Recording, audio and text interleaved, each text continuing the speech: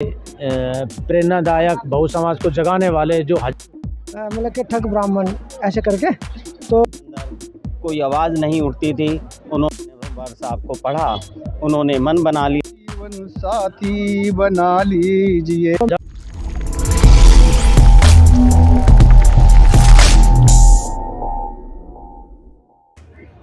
नमस्कार, मैं विजय पूनिया, आप लोगों का हिमाचल पे स्वागत है। मैं खड़ा हूँ दिल्ली के प्रेरणा स्थल पर और मेरे पीछे कुछ लोग मौजूद हैं जो यहाँ पे देख सकते हैं। काफ़ी भीड़ है और लोग यहाँ पे आए हैं, तो चलिए बातचीत करते हैं। सर तो बताओगे यहाँ पे आप लोग क्यों आए हो और क्या कारण है? आज हमारे जो है ना बहुजन समाज के प्रेरणादायक बहु समाज को जगाने वाले जो हज़ारों साल से जगा हुआ था देश जो है आज़ादी के बाद में जो पैदा हुए मान्यवर कांसीराम साहब की आज जो है 92वीं जन्म दिवस के उपलक्ष्य में यहाँ सब इकट्ठे हुए हैं। तो इकट्ठे तो हुए, मतलब कि यहाँ पे इकट्ठे होकर क्या चीज़ दिखाना चाहते हो कि क्या मतलब समाज को क्या मैसेज देना चाहते हो? समाज को यही दिखा जाते हैं कि समाज को जो है ना, जो दलित समाज था, जो दबा कुचला समाज था, उन्होंने एक राह दिखाई कि आप जो है आप भी मेरे पद चिन्हों पर, हम उनके पद चिन्हों पर चल करके हम भी जो है ना समाज में परिवर्तन कर सकते हैं। लेकिन परिवर्तन हो नहीं रहा ना, क्योंकि लोग धीरे धीरे होगा धीरे धीरे होगा। तो ज़्यादातर हिंदुत्व के चक्कर में फंसा हुआ है। हिंदुत्व तो हम कभी रहे ही नहीं। हम कभी हिंदुत्व है, हम दलित समाज कभी हिंदू रहा ही नहीं। इसको तो ज़बरदस्ती बनाया गया, लेकिन कभी रहा नहीं हिंदू जो है। क्योंकि आरएसएस भी प्रचार करता है हिंदू भाई भाई। सारे पागल हैं। आरएसएस की क्या बात कर रहे हो? आरएसएस की जितने भी आरएसएस के जो है ना, जो कहते हैं I am the leader of RSS, सबकी बहन बेटियां मुसलमानों से शादी करी है। आप उनसे पूछो तुम यार हिंदू हो या मुसलमान। आप आडवाणी साहब की देखो बेटी, वो मुसलमान से शादी करी। तोगड़िया की बेटी वो मुसलमान से शादी करी। तो क्या नाम है, बाल ठाकरे की पोती ने मुसलमान से शादी करी। अरुण जेटली की बेटी ने मुसलमान से शादी करी। वो पूछो तुम हिंदू हो, उनसे पूछो ना तुम हिंदू हो। हम तो कभी हिंदू रहे ही नहीं, आप उनसे पूछो। यूजीसी का सपोर्ट करते हैं, विरोध करते हैं? किसका? हम यूजीसी का सपोर्ट करेंगे, हम विरोध क्यों करेंगे? लेकिन यूजीसी ने तो दिखाई देना कि सवर्ण समाज और बहुजन समाज अलग अलग। भैया हमारे जो एमपी है ना 131 एमपी, उनकी मानसिकता गुलामियत की है। वो तो गुलाम थे। हाँ, तो गुलाम है वो। ये आवाज़ उठा तो सारे काम हो गए। आवाज़ तो दबे कुचले। वो कहते हैं ना, आज उनसे पूछो कि तुम भाई एमपी कैसे बनेंगे, तो वो बोलेंगे एमपी हम जो है ना बीजेपी के बदौलत बने हैं, कांग्रेस के बदौलत। ये वो कभी नहीं कहेंगे कि बाबा साहब ने जो है संविधान में प्रोविजन रखा उसकी वजह से बने। उन्हें शर्म आती है। राहुल गांधी भी काशीराम का बर्थडे बना रहे हैं आज तो। क्या? राहुल गांधी भी काशीराम का बर्थडे बना रहे हैं। राहुल गांधी काशीराम जी का जन्मदिन मना रहे हैं। कौन सा? अरे वो तो मजबूरी में बना रहे हैं। वो कौन सा मानता? कौन सा? देखो सुनो मेरी बात, सारे के सारे दलित समाज या समाज के जो है ना सिर्फ वोट बटोरने के लिए करते हैं। आम आदमी पार्टी बीजेपी से भी ज़्यादा खतरनाक हमारे समाज के लिए है। उसने 13 एमपी राज्यसभा से की है, हमारा एक भी उसने एमपी नहीं लिया। आज जो है हमारे समाज की चाहे एमपी हो, अगर एमपी की भी औकात यो है, कोई किसी पार्टी का लीडर उन्हें झूठी चाय पिला देना उसमें ही उसी में खुश है। उनका दिमाग इतनी मानसिकता गुलामियत की है। उन्हें अपना बाबा साहब का आज पूछ लो कि बाबा साहब का जन्म कब हुआ, नहीं बताएंगे। 14 अप्रैल याद होगा, ये बता ही नहीं सकते। उन्होंने बाबा साहब को कभी पढ़ा ही नहीं। अच्छा, फिर तो बहुजन समाज को मानसिकता से निकाल कैसे सकते हैं? कैसे? कोशिश कर रहे हैं हम जो निकालने की। एक दिन जब उनके पिछवाड़े पे लात लगेगी, जब कटोरा उनके जो आज जो पढ़ा लिखा समाज है ना, उनके बच्चे आने वाले टाइम में सड़क पर होंगे, उनको सोच याद है तो आ चुके ना, ठेकेदारी प्रथा चल चुकी है। अब क्या लगा? और थोड़े से और पिछवाड़े पे लगने की उनकी जरूरत है। और पिछवाड़े पे मारोगे सर उनको? और नहीं, जब इनके और पिछवाड़े पे लात लगेगी ना, जब बीजेपी कांग्रेस आम आदमी पार्टी इनके पिछवाड़े पे लात मारेगी तो शायद वो इन्हें तवक्कल लाए। तो मतलब कोई रास्ता नहीं है, खाली लात लगाओगे आप? नहीं, लात लग के अकल आती है ना, आदमी गिर जाता तभी तो तवक्कल आती है। सर आपका नाम क्या? तो ये तो समस्या थोड़ा आप बताइए कि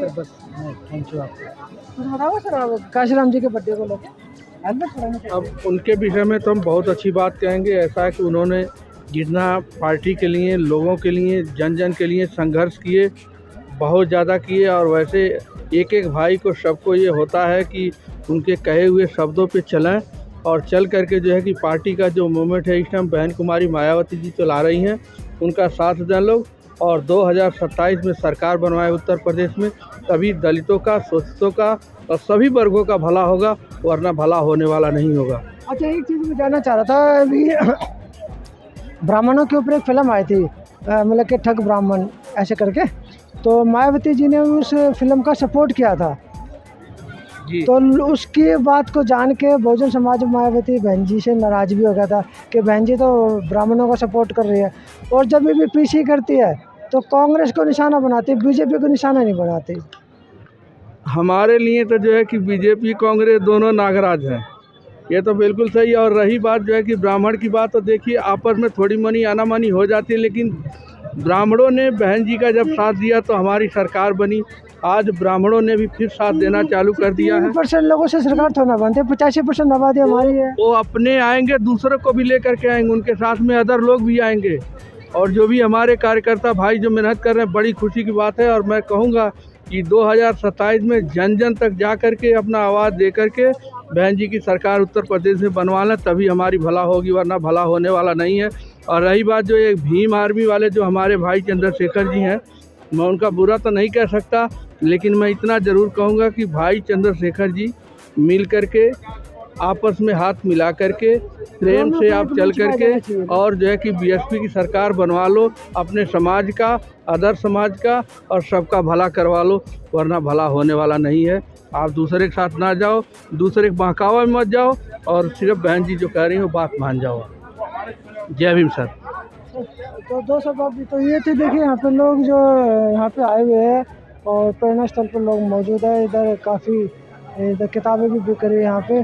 कहाँ से आए सर आप? कहाँ से आए? हम डाबरी से। राबड़ी से? तो बताना चाहोगे यहाँ पे क्यों आए हो? कौन? मैं यहाँ पे बहन जी से जन्मदिन पे आया हूँ। जन्मदिन पर नहीं, काशी राम जी के जन्मदिन पर। काशी राम के। तो यहाँ पे आके कैसा लग रहा है आपको? बहुत अच्छा लग रहा है मेरे को। तो कुछ बात नहीं बताना चाहते अपनी तरफ से? मैं पहली बार आया हूँ, मैं अब हमेशा ही आऊँगा। नहीं, यहाँ पे हमेशा तो खुलता नहीं ना।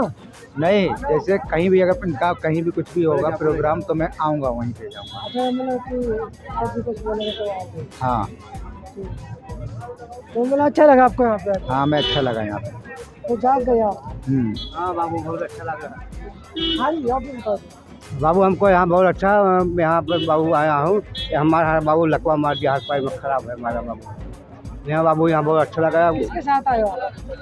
इन्हीं के साथ आया बाबू। हाँ, कैसे लगा आपको यहाँ पे आके? बहुत बढ़िया, अच्छा लग रहा है बाबू यहाँ। क्या चीज़ देखने को मिली आपको? अब बाबू वहाँ बाबा जी का दर्शन करने आया था, बाबा जी का दर्शन किया, अंदर गया, कुल घूमा टहरा। तो सर आप भी बताइए थोड़ा, आप यहाँ पे किस लिए आए हो? हम तो भाई एक समाज के नाते बाबा जी का जन्मदिन है, इस वजह से काशी राम जी का? काशी राम जी का, वो हमारे पूजनीय हैं और हम लोग एकता बनाने के लिए ये आए हैं यहाँ पे। तो यहाँ पे क्या चीज़ आपको नई लगी है, अजीब लगी है? बोलो जी, आप बोलो। आज मान्यवर साहब काशीराम साहब का 92वां जन्म दिवस है और बड़ी संख्या में लोगों ने आकर आज मान्यवर काशीराम साहब का जन्मदिन उत्सव मनाया।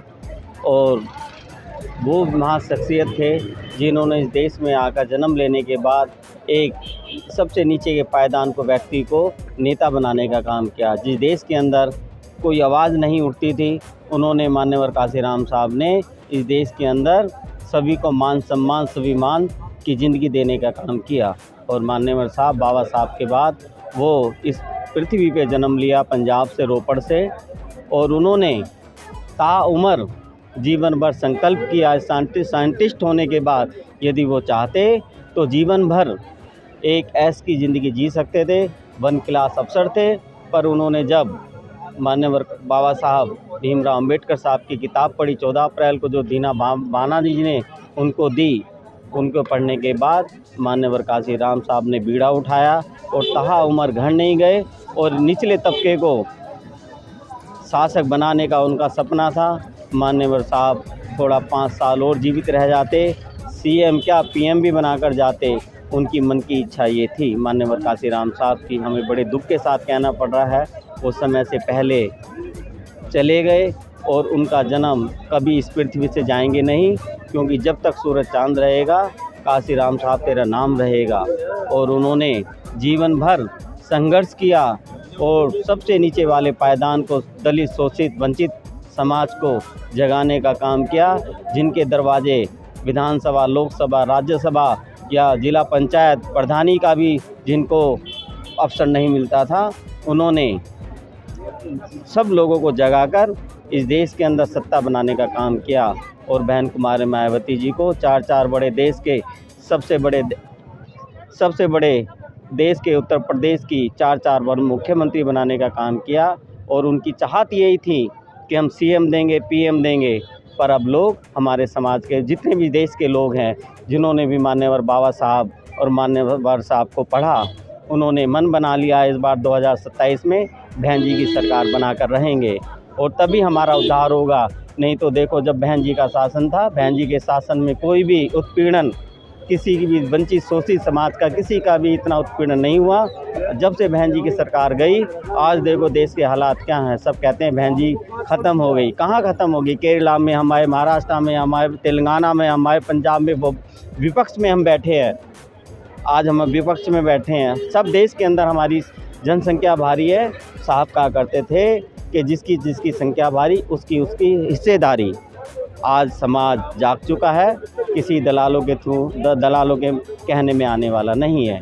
साहब की यही चाहत थी और मैं चाहता हूँ, जो अपनी बात समाप्त करूँगा। कुछ लोग थे वक्त का सांचे में ढल गए, कुछ लोग थे वक्त के सांचे में ढल गए और कुछ लोग थे वक्त का सांचा ही बदल गए। वो थे परम पूज्य काशीराम साहब, जो वक्त के सांचे में नहीं ढले, उन्होंने वक्त के सांचा ही बदल दिया और उन्होंने देश के अंदर चार बार मुख्यमंत्री बनाकर इस देश को दिया, उत्तर प्रदेश। अब हमारी कोशिश है कि उन्होंने दिया सीएम, हम देंगे पीएम।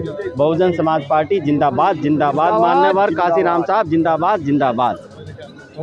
टाइम है इसका? अच्छा, बात है। सबसे पहले मैं आपके चैनल को बहुत बहुत साधुवाद करता हूं और आज माननीय साहब काशीराम जी के जन्म दिवस पर सभी देशवासियों को बधाई देता हूं, मंगल कामनाएं करता हूं।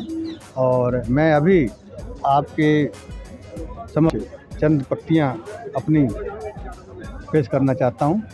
तो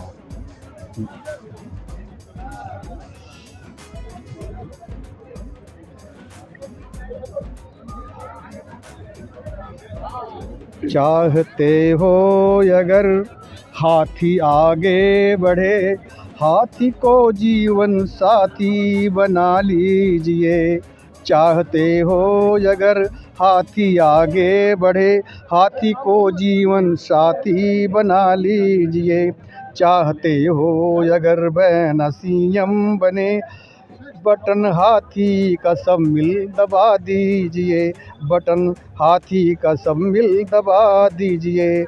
महापुरुषों के अपने सम्मान में डटे रहना है साथी अब मैदान में। चाहते हो अगर भीम जिंदा रहें, चाहते हो अगर भीम जिंदा रहें, संविधान बाबा का अपने बचा लीजिए। संविधान बाबा का अपने बचा लीजिए। चाहते हो अगर बहना पीएम बने, हाथी का बटन मिल दबा दीजिए। आद आती है साहब की कुर्बानियाँ, भर जाता है आँखों में पानी मेरे। चाहते हो अगर सभी को हक जो मिले, मानव साहब का सपना सजा लीजिए। मानव साहब का सपना सजा लीजिए। बूथों पर भाईचारा बना लीजिए। बूथों पर भाईचारा बना लीजिए। नीले झंडे को घर घर लगा दीजिए। नीले झंडे को घर घर लगा दीजिए। सत्ता बसपा की आए अगर दिल में हो, सत्ता बसपा की आए अगर दिल में हो, सर्वजन मिलकर ताकत दिखा दीजिए। सर्वजन मिलकर ताकत दिखा दीजिए। चाहते हो अगर बहना पीएम बने, बटन हाथी का मिलकर दबा दीजिए। एलपी बौद्ध विनती करता हूँ मैं, एलपी बौद्ध विनती करता हूँ मैं, अपनी बहना को सीएम बना लीजिए। अपनी बहना को पीएम बना लीजिए। बटन हाथी का मिलकर दबा दीजिए, हाथी को जीवन साथी बना लीजिए। वक्त कम है थोड़ा जोर लगा दीजिए, हाथी का बटन दबा दीजिए, हाथी को अपना साथी बना लीजिए। चाहते हो मिशन काशी जिंदा रहे, चाहते हो मिशन काशी जिंदा रहे, सरकार बहुजन की मिलकर बना दीजिए। बहुत बहुत साधुवाद, बहुत बहुत धन्यवाद आपको। बहुजन समाज के लोग जो काशीराम जी के बर्थडे पे यहाँ पे आए, उन्होंने कविता भी सुनाई, काफ़ी सुंदर पंक्तियाँ थी। आप वीडियो को शेयर कीजिए, लोगों तक पहुँचा और मुझे दीजिए इजाज़त। धन्यवाद।